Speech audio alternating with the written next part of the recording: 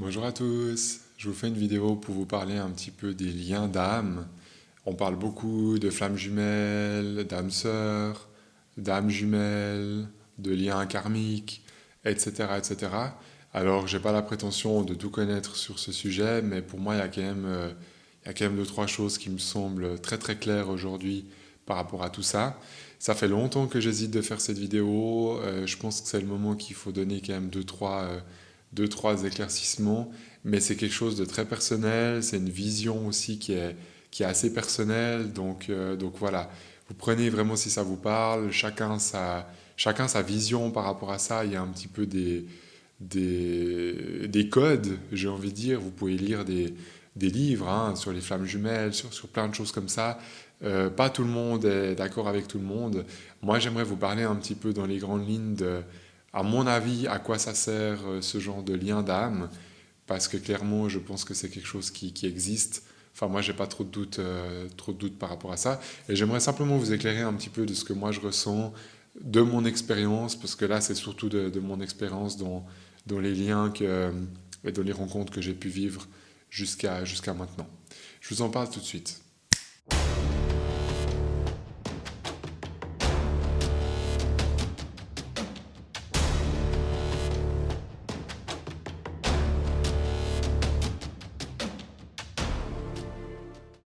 Alors déjà, dans cette vidéo, j'aimerais vous dire que vous pouvez aller voir n'importe quel thérapeute, vous pouvez lire n'importe quel livre.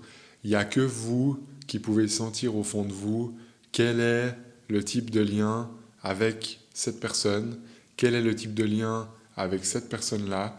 C'est quelque chose qui ne peut pas être donné de quelqu'un d'autre. Ça, moi, vraiment, je suis sûr aujourd'hui. Il y a des fois des personnes qui me posent des questions dans mes séances. Alors moi, ce que je peux ressentir, ce qui m'arrive, c'est très clairement de ressentir qu'il y a un lien d'âme. Ça j'ai aucun doute par rapport à ça. Par contre, ensuite, il y a lien d'âme. Et dans toute cette catégorie de lien d'âme, il y en a plein de différentes hauteurs, si je peux dire comme ça. Et si on fait vraiment grosso modo le truc, ce qu'on parle le plus, c'est des âmes sœurs et des flammes jumelles. C'est en général les deux choses qu'on parle le plus. Et pour faire simple, dans ma vision toujours, les âmes sœurs en fait sont un lien d'âme, mais sont sur un niveau plus bas. Les flammes jumelles sont un lien d'âme et sont sur un niveau beaucoup plus haut. Voilà, ça c'est juste pour faire simple. Et la deuxième différence, c'est que les âmes sœurs, pour moi, il y en a vraiment plusieurs. Donc ça veut dire qu'on peut rencontrer plusieurs âmes sœurs dans une vie. Peut-être qu'il y a des gens qui on rencontre un peu plus, d'autres un peu moins, en fonction de l'évolution. Ou peut-être qu'on les rencontre, mais qu'on les reconnaît pas forcément toujours. Mais pour moi, ça c'est assez clair. Et dans la théorie, parce qu'il y a quand même une grande théorie par rapport à ça, au niveau des flammes jumelles, il n'y aurait qu'une personne qui correspondrait. Je dis il y aurait parce que à ce niveau-là, moi, j'ai clairement pas la certitude de ça. Mais voilà, c'est ce que la théorie en tout cas raconte. Moi, ce que j'aimerais vous expliquer en fait par rapport à ces liens, c'est quand on rencontre une personne et qu'il y a un lien, je suis sûr que si vous êtes sensible et que vous êtes un peu connecté avec votre guide, que vous lisez des choses en lien avec l'énergétique, que vous vous intéressez à la médiumnité, à tout ce qui est la spiritualité, je suis sûr que vous avez déjà fait des rencontres et que vous vous êtes déjà posé la question, est-ce que c'est ma flamme jumelle? Est-ce que c'est une âme sœur? Est-ce que c'est une âme jumelle? Est-ce que c'est une relation karmique? Etc., etc. Je suis sûr que vous êtes déjà posé la question. Et moi, ce que j'aimerais juste répondre à ça, c'est déjà, je pense que de savoir exactement ce que c'est aujourd'hui, je pense que c'est pas nécessaire, vraiment pour être sincère. Pourquoi? Parce que typiquement, je prends l'exemple des âmes jumelles, des flammes jumelles, pardon. Les flammes jumelles, si vous mettez ce terme là-dessus et que vous avez un truc dans votre ventre, dans votre cœur qui vous dit ça, si tout se passe bien et puis que vous êtes avec cette personne et puis que ça roule et puis que vous arrivez à rester connecté, bah il y a une partie de vous qui va se dire c'est bon, j'ai réussi, j'ai découvert que c'était ma flamme jumelle, et puis vous allez avancer. Dans ce cas-là, c'est génial. Là, il n'y a pas de problème. Par contre, si vous faites une rencontre qui est hyper forte, un truc qui est assez dingue, un truc vraiment que physiquement vous êtes complètement emballé, que intellectuellement vous êtes emballé, qu'en fait il y a tout qui est réuni chez cette personne, et vu qu'il y a tout qui est réuni, forcément, dans la spiritualité, dans tout ce qu'on entend, vous allez vous dire, ah ben, s'il y a tout qui est réuni, ça peut être que ma flamme jumelle, parce que la flamme jumelle, c'est ce qui est considéré au plus haut, vous voyez ce que je veux dire? Et puis qu'en fait, vous allez dans cette histoire, tout est réuni, tout est bien, et puis qu'au bout de 3 mois, au bout de 6 mois, au bout de 3 ans, ça s'arrête, qu'est-ce qui va se passer? Soit vous allez vous morfondre sur vous-même en disant c'est pas possible, c'est ma flamme jumelle, j'ai absolument besoin de la retrouver, et en fait vous allez être complètement bloqué dans ce truc. Alors si c'est juste, à la limite ça va, parce que si vraiment c'est votre flamme jumelle, il y aura certainement une reconnexion à un moment donné, d'accord?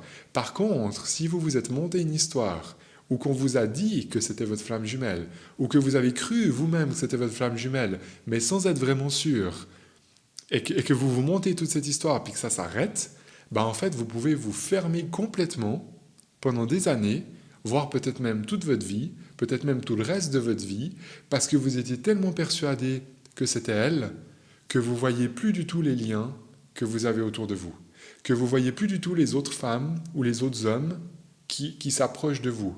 Parce que pour vous, c'est cette personne, point final, et il n'y a plus aucune possibilité.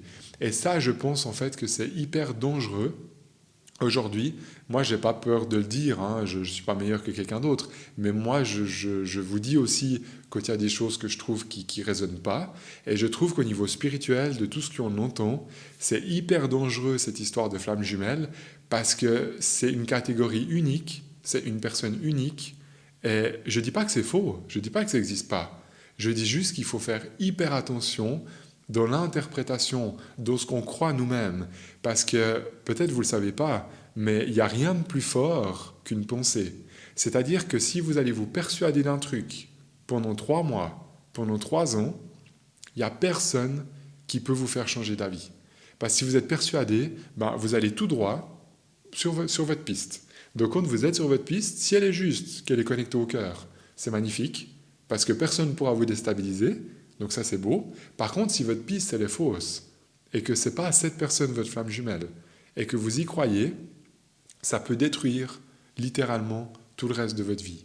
Et je me permets d'en parler parce que je vois des personnes qui sont dans ce cas-là, je vois des personnes qui sont complètement attachées à une espèce d'illusion, et quand ces personnes viennent chez moi, bah, je suis désolé de le dire aujourd'hui, mais souvent ça ne résonne pas de cette façon-là. Donc souvent, la personne me dit, mais j'ai rencontré ma flamme jumelle, et moi je suis désolé, mais ce n'est pas ce que je ressens. Donc il y a deux possibilités, soit ce que je ressens c'est faux, donc c'est moi qui suis à côté de la plaque, soit la personne s'est construit un film dans sa propre tête, ou parce qu'un thérapeute, ou parce que quelqu'un lui a dit que c'était sa flamme jumelle, et en fait la personne elle est complètement dévastée, elle arrive chez moi, puis elle n'a plus aucune énergie, elle n'arrive pas à rebondir, parce qu'en fait c'est sa réalité, c'est devenu sa réalité. Donc si elle s'est créée une réalité qui est fausse, qui est dans la tête, bah, je pense que c'est un gros problème. Vous voyez ce que je veux dire? Donc ça, c'est le premier point que je voulais vous parler. Et le deuxième point, donc déjà, de savoir si c'est une flamme jumelle, de si c'est une âme jumelle, si c'est une âme sœur, j'ai presque envie de vous dire, déjà, on s'en fout. Et mettez pas, quand je dis on s'en fout, c'est mettez pas toute l'importance là-dessus, à définir, dans tous ces liens d'âme, à définir qu'est-ce que c'est. Parce que quand on met toute l'importance là-dessus, ben, je pense qu'on peut vraiment se fermer dans une case. Et vous avez bien compris que cette case, ça peut créer des problèmes. Et la deuxième chose aussi que j'aimerais vous dire, quand vous rencontrez un lien d'âme, on va rester sur les liens d'âme, donc ça peut être une âme sœur, ça peut être une flamme jumelle, n'importe quoi, on s'en fout, tant que c'est un lien d'âme, ça veut dire que c'est une connexion qui est plus haute que la plupart des connexions, d'accord? Parce que les liens d'âme, on fait quand même pas des rencontres tous les jours, hein. Des liens d'âme, c'est quand même quelque chose qui est particulier, c'est quand même quelque chose qui vibre autrement que la plupart des gens que vous rencontrez dans votre quotidien. D'accord? Donc ça reste une petite catégorie, tous ces liens d'âme.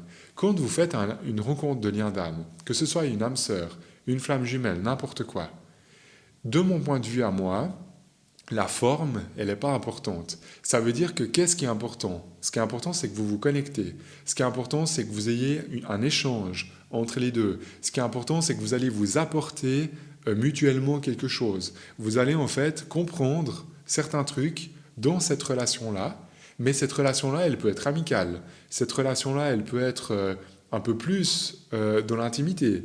Cette relation-là, elle peut être vraiment une histoire de couple, quelque chose qui dure longtemps.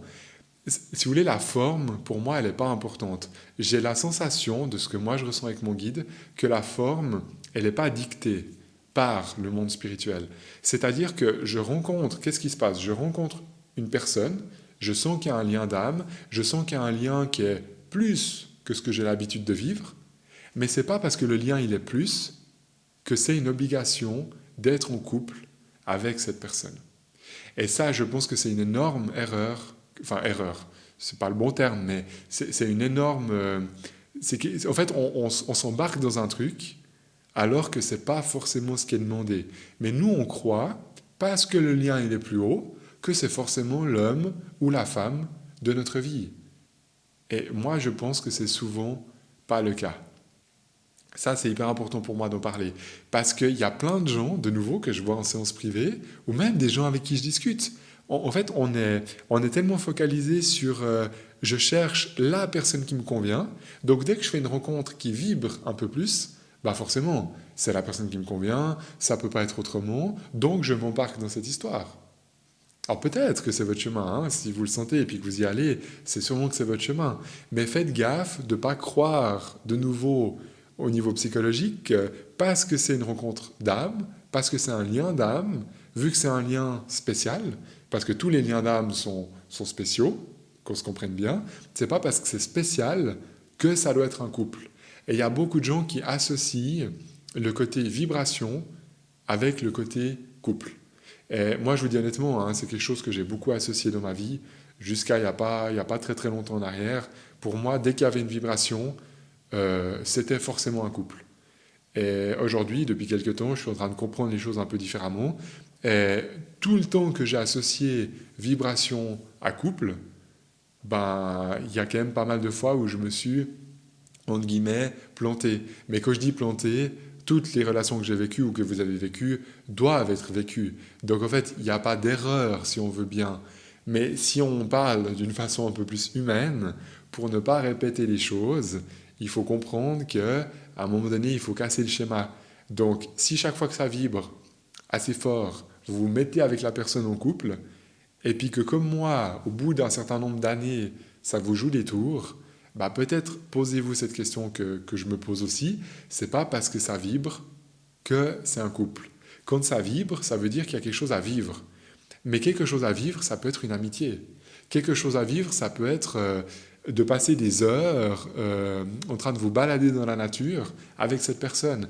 Parce que dans les heures que vous allez discuter avec cette personne, il y a des choses qui vont résonner chez vous, des choses qui vont résonner chez elle, et en fait, ça va vous amener peut-être à une autre rencontre. Voyez?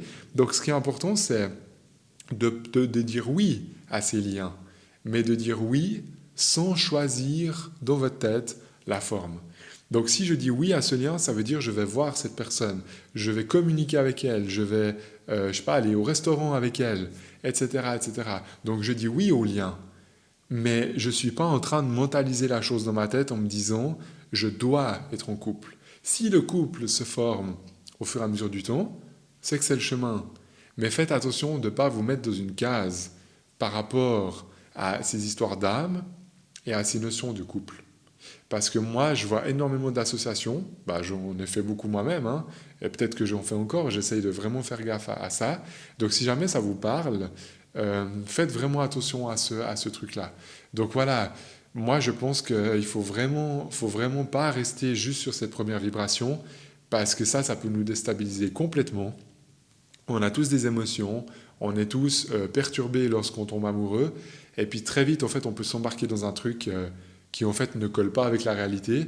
Peut-être que l'idée de cette rencontre-là, c'était simplement d'être des amis, peut-être d'être même des très bons amis, peut-être même une amitié qui durera toute une vie, je ne sais pas, mais ce n'est pas nécessaire, parce que c'est un lien d'âme, que ça passe forcément par la case couple, ou que ça passe forcément par la case amoureux. C'était surtout ça que je voulais souligner dans cette vidéo. Donc j'espère que ça vous parle, j'espère que ça résonne à l'intérieur de vous. Tout ce que je vous dis là, dans tout ce que je vous dis là, qu'on se comprenne bien, moi vraiment pour moi tous ces liens d'âme existent. Hein. C'est pas que ça n'existe pas, c'est juste que ce que j'essaie de vous expliquer, c'est qu'il faut faire attention entre entre la réalité énergétique, donc les liens qui sont réels, et ensuite ce qu'on rajoute dans notre tête. Et toute cette théorie de flammes jumelles, toute cette théorie d'âme sœur, de tout ce que vous voulez au niveau des liens, ça reste quand même une théorie qui a été à un moment donné écrite par quelqu'un d'humain. Alors oui, ça a été guidé par le monde spirituel, mais ça a quand même été retranscrit par un humain, tout ça. Vous voyez? Donc je ne pense pas que c'est faux, je ne pense pas que l'idée elle est fausse. Mais je pense qu'en tant qu'humain, et surtout en tant que personne sensible, on est vraiment très fragile avec ces choses-là, et que très vite on va se mettre nous-mêmes dans des cases, parce que ça va nous rassurer, ça va nous faire du bien, mais on peut aussi complètement s'enfermer, parce qu'on croit que c'est ça, et en fait ça l'est pas. D'accord? Donc si vous faites des rencontres, ou si vous êtes en train d'en faire, ou que vous en faites plus tard, peut-être soyez juste attentif à, c'est pas parce que ça vibre à fond dans votre cœur, dans votre corps, que c'est forcément une histoire de couple. C'est pas toujours l'objectif final. Des fois, l'objectif final, il est complètement ailleurs. J'espère en tout cas que ça vous parle, que ça résonne chez vous. Mettez-moi un petit pouce si vous aimez cette vidéo. Partagez-moi aussi si vous avez des expériences, si vous voyez les choses comme moi ou pas. Est-ce que vous avez d'autres expériences? Est-ce que vous voyez les choses d'une autre manière? Le but, c'est aussi un petit peu de pouvoir échanger. En tout cas, je vous remercie de m'avoir écouté et je vous dis à bientôt pour une prochaine vidéo.